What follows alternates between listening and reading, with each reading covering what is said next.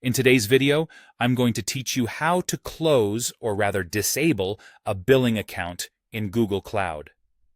This is an important step you might need to take if you're planning to reorganize your account structures, manage your finances more effectively, or simply clean up resources that you no longer use.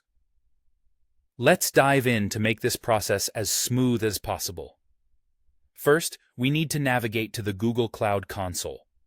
This is your gateway to managing all aspects of your Google Cloud platform, including billing. Once you're in the Cloud console, you'll find a menu on the left-hand side of your screen. From there, you'll want to click on Billing. This section is specifically designed for managing your financial interactions with Google Cloud, so it's where we need to be. Within the Billing section, look for Account Management. This is where all your billing accounts are listed, giving you an overview of all the accounts you're currently managing. Now, it's crucial at this juncture to carefully select the billing account that you intend to close. Be sure to check the details meticulously so as to not mistakenly select an account you wish to keep active.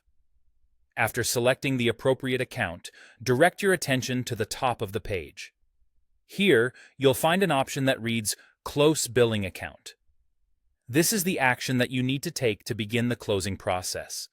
Clicking on this button will activate the closure procedure.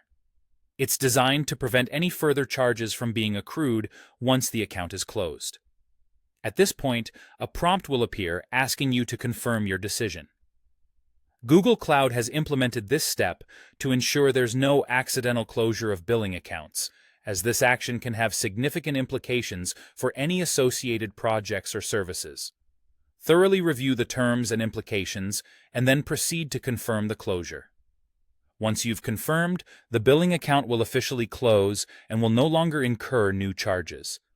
This action is especially beneficial if you're working on budget consolidation or need to manage expenses tightly. Nevertheless, it's important to note that although the account will stop accumulating new charges upon closure, any previous charges already billed will still need settling according to Google's payment terms. And there you have it, a straightforward process to close a billing account in Google Cloud. Taking these steps helps to keep your cloud resources organized and your finances in check. I hope you found this guide helpful and that it empowers you to manage your Google Cloud platform more effectively. If you have any further questions or need clarification on any of the steps, feel free to reach out or leave a comment. Thanks for watching, and good luck with your cloud management.